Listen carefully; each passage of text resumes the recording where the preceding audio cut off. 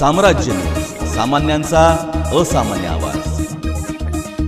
महाराष्ट्र कर्नाटक सीमेवरील नांदणी जिल्ह्यात सोलापूर आरटीओ चेकपोस्टवर लाचलुचपत प्रतिबंधक विभागाने मोठी कारवाई करत मोटर वाहन निरीक्षक आणि त्याच्या खासगी एजंटला रंगेहात पकडले.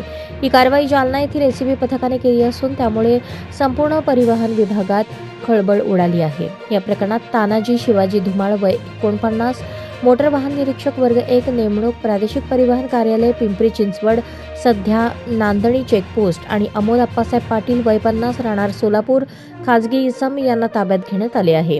तक्रारदार हे 39 वर्षीय मालवाहू ट्रेलर चालक असून ते नियमितपणे गुजरात चेन्नई या मार्गावर मालवाहतूक करतात. नांदणी चेकपोस्टवर ट्रेलर पास करून देण्यासाठी यापूर्वी प्रत्येक वेळी 2000 रुपये लाच द्यावी लागत असल्याचे त्यांनी तक्रारीत नमूद केले आहे. 24 डिसेंबर रोजी तक्रारदाराने लाच देण्यास नकार देत ही बाब जालना लाचलुचपत प्रतिबंधक विभागाकडे कळवली. 25 डिसेंबर 2025 रोजी करण्यात आलेल्या पडताळणीत तक्रारदार पंचासह आरोपी तानाजी धुमाळ यांच्या कक्षात गेला असता त्यांच्या समोर बसलेल्या खाजगी इसम अमोल पाटील याने गाडी पास करण्यासाठी 3000 रुपयांची मागणी केली. तडजोडीनंतर 2500 रुपये स्वीकारण्याचे ठरले. याला मोटर वाहन निरीक्षकाने मूकसंमती दिल्याचे निष्पन्न झाले. त्यानंतर एसीबीने पंचासमक्ष सापळा रचला.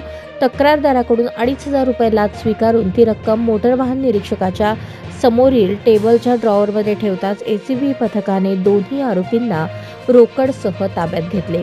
मोटर वाहन निरीक्षकाकडून ॲपल मोबाईल, स्मार्टवॉच, ब्लूटूथ, खाजगी इसमाकडून सॅमसंग मोबाईल, 11,810 रुपये रोख, सोन्याच्या 2 अंगठ्या, साखळी, ड्रॉवरमध्ये लाचेची रक्कम 2500 रुपये व अन्य 24,390 रुपये असा मुद्देमाल आढळून आला.